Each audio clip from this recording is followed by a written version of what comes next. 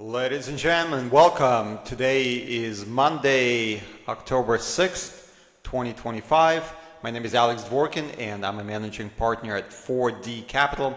We specialize in a very unique mathematical approach to the stock market, which allows us to predict the stock market and individual stocks with amazing accuracy in both time and price. Having said that, this is not what we're going to be talking about. Well, we're kind of going to be talking about it, but I wanted to record a follow-up video that I did on Friday. In that video, I essentially teased you a little bit and give you an indication that I'm going to outline exactly why a nuclear exchange between Russia and China alliance and NATO members will take place in summer of 2029. And that's my intention. That's exactly what I'm going to do today. I'm going to prove to you, at least from a mathematical perspective, that this exchange is coming up within over the next couple of years. And I'm not going to necessarily say that it's unavoidable, but if previous cycles are an indicator, if our mathematical work is an indicator, then unfortunately there is no way to avoid that particular nuclear exchange. And of course, it's going to be very unfortunate. It's going to be life-changing, or I should say life-ending for most people on this planet. But I believe it is important, very important, to get this information out there. And please share, particularly for those people who are paying attention and can see that world events are essentially driving us in that particular direction. Having said that, very few people understand the time parameters involved with this particular situation, and as a result, very few people can predict when it's going to happen. As a matter of fact, you have people today predicting that nuclear war is unavoidable. Actually, quite a few people, quite a few very smart people, brilliant people, and they're absolutely correct, but they don't have that timing parameter that I'm going to describe to you today.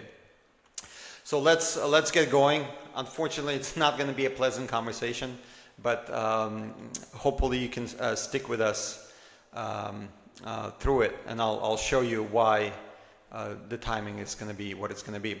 So as I mentioned, our mathematical calculations indicate that the actual nuclear exchange will happen in the summer of 2029. So let's say plus or minus 3 months, which is our smallest margin of error. At the most, it's going to be plus or minus 1 year. So events change, things happen, but the margin of error associated with this particular war cycles and the stock market cycle is such that it probably doesn't allow for more than 1 year of variance. So summer of 2029 is a very good benchmark for us to take a look at. And of course, keep in mind that just as it applies on the upper edge of that particular margin of error, it also applies on the lower edge. So it could happen much sooner, a year sooner than summer of 2029 is what I'm trying to tell you. So what you see in front of you on the screen is the book that I wrote in 2014. I talked about that a little bit in our previous video, but this book was written before the Maidan revolution in Ukraine. And if you ask me, I reread it actually a couple of months ago, and it's prophetic from my point of view because it predicted exactly what was going to happen between then and what is happening today. Particularly, what it outlined is that the Western relationship between Russia and China will deteriorate significantly. At the same time, the relationship between Russia and China will get much better to the point where they're going to announce military alliance. And I believe we are we're very close to that, and you can actually, there were a number of military agreements between China and Russia where you can argue that that has already happened. It hasn't been formalized to the extent where they actually announce a formal military alliance, but we are very close to that particular juncture. But nevertheless, the entire premise of the book was that there's going to be a complete separation between, let's say, Russia and China alliance on one side and BRIC nations, if you would imagine, and then subsequently NATO nations, which is includes the United States, the European Union, and to a lesser extent Israel, at least in official terms. Okay, so from my perspective, the war has already started. The what we're talking about, World War III, has already started. My premise of this entire presentation is that even though the war has started, the actual nuclear exchange will occur in summer of 2029. And the war has started, and basically, it is playing out around the world in various forms. Israel versus Iran is one of them. What we've seen earlier this year is just the beginning. It's going to get much, much worse as we move forward. Russia versus Ukraine is a direct representation of Russia actually fighting the war against NATO. If you believe that Ukraine or Russia is fighting the war against Ukraine only, I have a bridge to sell you, so to speak. Obviously, they're fighting the war against the entire bloc of NATO in terms of military support, in terms of financial support. It is just that they are just using Ukrainian soldiers to fight.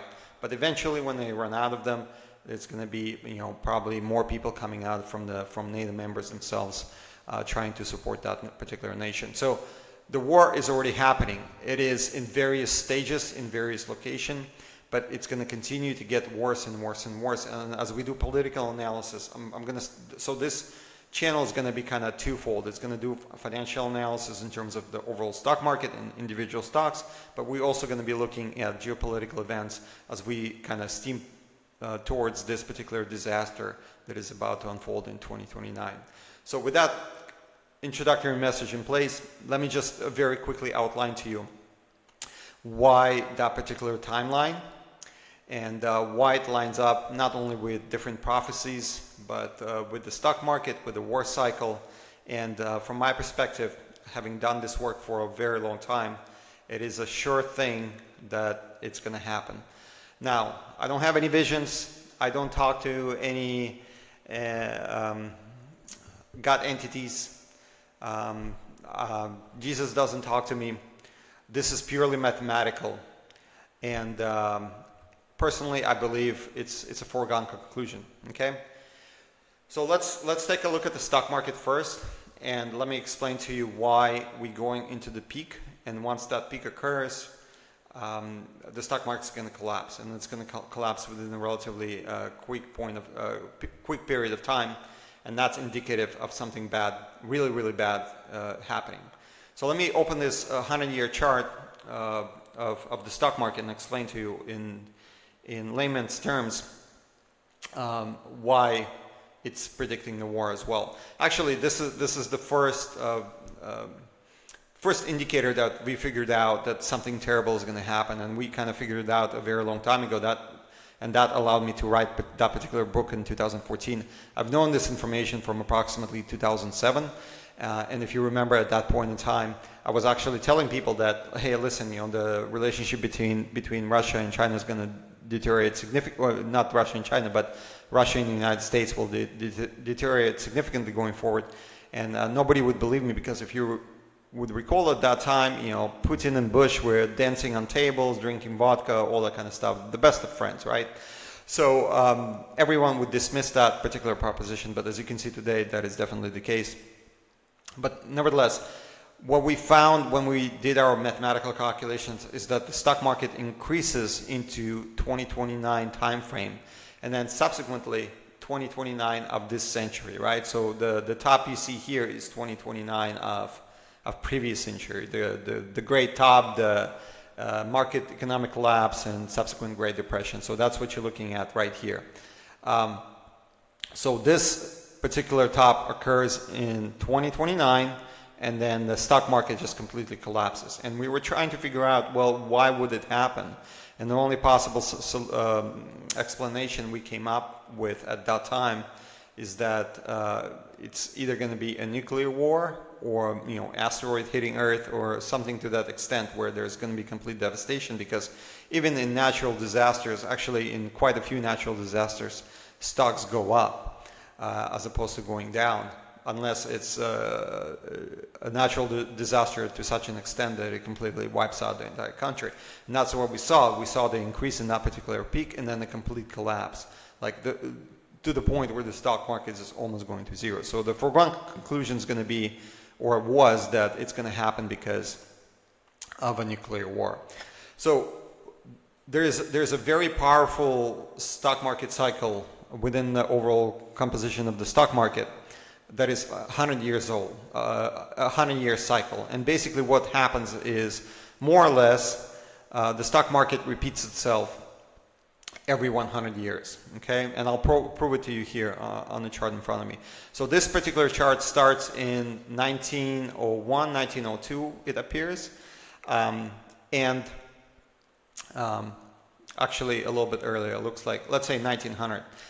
The actual trading on New York Stock Exchange, and I don't recall if it was called New York Stock Exchange at the time, it could have been just the Dow, started in May of 1790. I have charts going back all the way back then, but you're just going to have to trust me that there's a 100-year cycle, okay? So this particular peak that we had in 1929 in the previous cycle was in 1835. So same thing, the stock market opened up, it was flat for quite a few years, then we had a run up in 1835 and then a complete collapse. Actually, the collapse at that time was much worse than the collapse that we had here, and it took until Civil War for the market to begin to recover truly. But essentially what we're looking at here is that this was the peak of the prior bull market right here in, I believe it was 1901, 1902. And this particular period of time, you can see there was a flat market between 1902 and the period right here, which was the beginning of World War II, or I'm sorry, World War I, 1914, right? So this was a bear market at that time. And this will become very important as I get into today's time frame. So bear with me here for a second. So from this particular low, obviously we had a massive bull market run that took us from 1914 bottom to 2029 top, and then subsequently we had a major collapse thereafter. This particular period of time that started in 1966 to 1982 is also very important because it is indicative of where we are today, okay? So this was the completion of a very important bull market that started right here. Well, you can argue it started in 32. You can argue it started in 1949 after World War II. It doesn't really important. Point being is that it completed right here in 1966 and it lasted until 1982. Okay, so it was a flat market. Now, once again, you can argue that it bottomed right here in 1978, but mathematically speaking, structurally speaking, it bottomed right here in 1982. Why is it important? Because it brings us to today and it indicates to us exactly where we are in terms of the overall long-term market composition. And that's, let me show you, okay? So as you know, we had a very important top right here in January of 2000. And then subsequently, we had a bear market that lasted until 2015, this bottom right here. Well, you can obviously, looking at the chart, you can very easily argue, well, wait a second, the bear market ended right here in 2009 bottom, March of 2009, and then subsequently, as you can see from the chart above, or from this particular chart, we've been in a bull market. I would agree with you, except this doesn't fit our mathematical and structural composition of the market, okay? So the market actually bottomed in 2015, and it is not as noticeable on the Dow Jones, S&P, or NASDAQ, particularly NASDAQ, but it is indeed noticeable more noticeable on New York Stock Exchange and Wilshire 5000. Wilshire 5000 essentially represents the entire market, and Wilshire bottom was actually lower than the 2001 top that we had. So in that particular case, in this particular case, what I'm trying to say is that the bear market ended here, and subsequently we are repeating the bull market that started in 2015 top, or we're repeating essentially this bull market that started in 1929. As a matter of fact, we are going into the top of the market that is a direct copy of that market that we had in 1835, a direct copy of the market that we had in 1929, and then subsequent massive decline in share prices.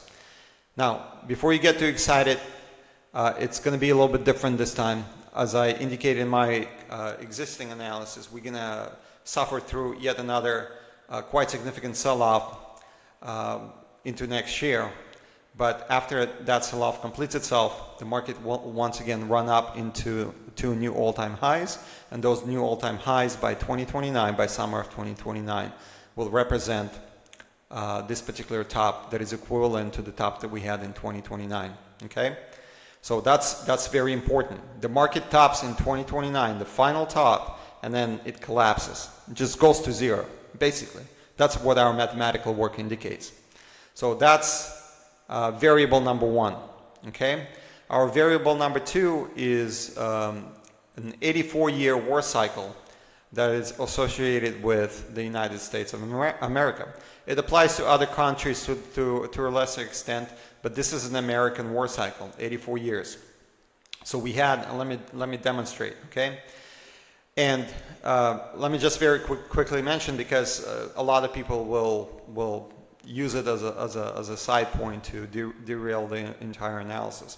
A lot of people will say, well, you know, the United States has been at war with various nations since its beginning, right? The Mexican War, or the Mexican-Spanish War, the Vietnam War, Korean War, the wars in Iraq and Afghanistan, and you can have 100 different examples, right? No. The war we're talking about is a significant. Even World War I applies or falls into that category. It was not significant. What makes it significant? The percentage of loss of human life, in terms of American human life, has to be a bit greater than 1%. Okay? All other wars were insignificant in that regard because the losses suffered by the United States was not very significant. As a matter of fact, was minuscule. Okay? Obviously, not for the people who lost their lives, but you get my drift. Okay? So the first war associated with the United States was the Revolutionary War, started in 1776, and 1.25% of the total population of the United States at that time was killed during that war. So quite significant. Okay, the next war, exactly 84 years later, you do the math, right? Was the Civil War. It started in 1860. Perfect timing. Just right on the dot. And at that time, the death toll was 3.2% of the population. Quite significant. Once again, World War I, and I'll explain World War I perhaps a little bit later, it actually ties directly to what happened on September 11th. World War II, 84 years later, from 1860, brings us to 1944. Now, I'm very much aware that the World War II for the United States did not start in 1944, but during that year, the U.S. suffered the highest number of casualties. The total percentage was less than 1%, but look at the number: 1.055 million casualties, total American casualties in that particular war. It was quite significant. Okay, so 1941, right? The World War II started for the United States on December 7th at Pearl Harbor, and I'm gonna record a video about it, perhaps tomorrow, perhaps at some point during the week. I'm most likely gonna tie it together with our VIX analysis because it's gonna indicate what's gonna happen and when it's gonna happen. But the date we have of December 7th, 2025, which is going to occur in just 2 months, is very, very important, very significant in our calculations because it is once again 84 years later. And typically something very, very important happens during that period of time. I'll talk about this secondary cycle in a follow-up video to this because I don't have enough time to cover all of that today. But something very important will happen within that time frame, a margin of error of a couple of weeks from December 7th, because that cycle hits very accurately. I'll just give you two very quick examples, and I'll expand on it. It's fascinating stuff. I can talk about it for a very long time. The U.S. entered World War I officially in April of 1917. 84 years later brings us into May of 2001, just 3 months short of September 11th and the beginning of the Iraq-Afghanistan war, right? Or Middle Eastern wars, if you will.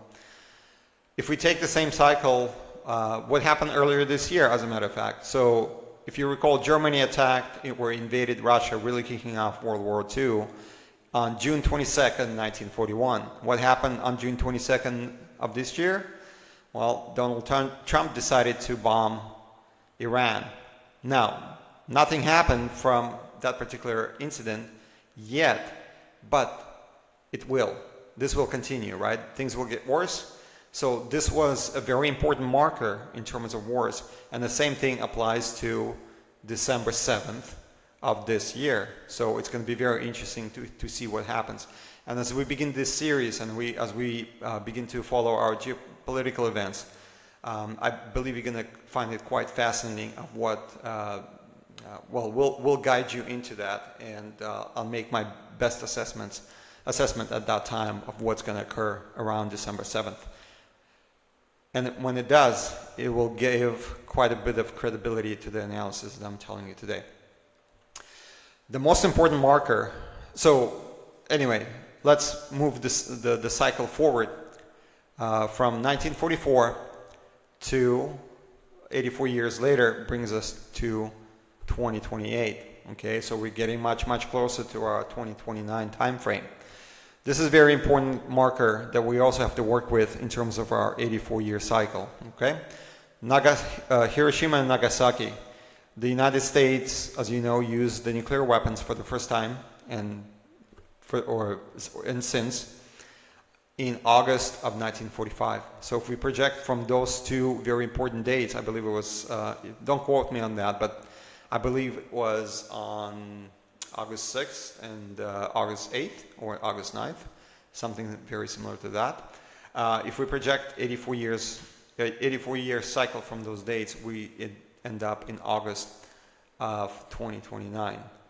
And those two factors, the war cycle, 84-year war cycle, and the overall stock market topping around the same time is a very important red flag, because it's indicating that something bad is going to happen.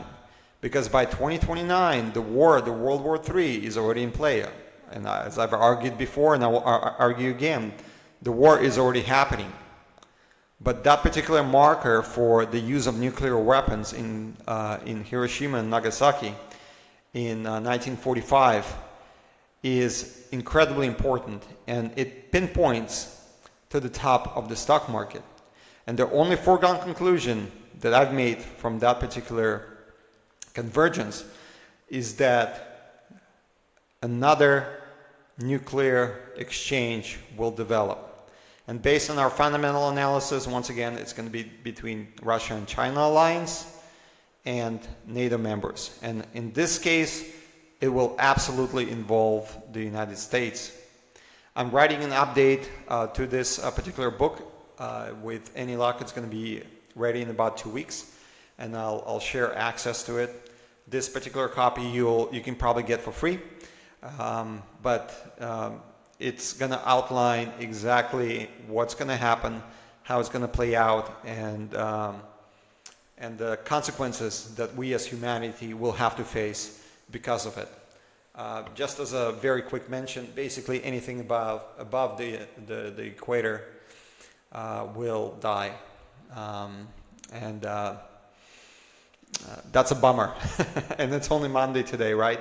So I don't want to bum anybody out. In my book, I describe possible ways to avoid this particular fate, particularly if you live in Northern Hemisphere, and what you can do today to prepare. So all of that information is going to be available to you. But nevertheless, the most important point I wanted to make in this video is that this particular date is coming up. Nobody else is talking about it. Nobody else has access to it. But not only is it being confirmed by the war cycle in the war cycle, but also different prophecies around the world, including the book of Revelation. As you can see, everything is lining up into that if you follow Christianity. And so yeah, on that note, I'll come back over the next couple of days, most likely tomorrow, because we're going to be doing VIX analysis tomorrow. And VIX analysis tomorrow will indicate what that December 7th of this year cycle, exactly when it's going to hit. Excuse me. And I can share with you most likely what's going to happen. So that's going to be very interesting to watch as well. So that's it for today. Thank you very much for your time, and we'll be back with another update tomorrow. Bye-bye.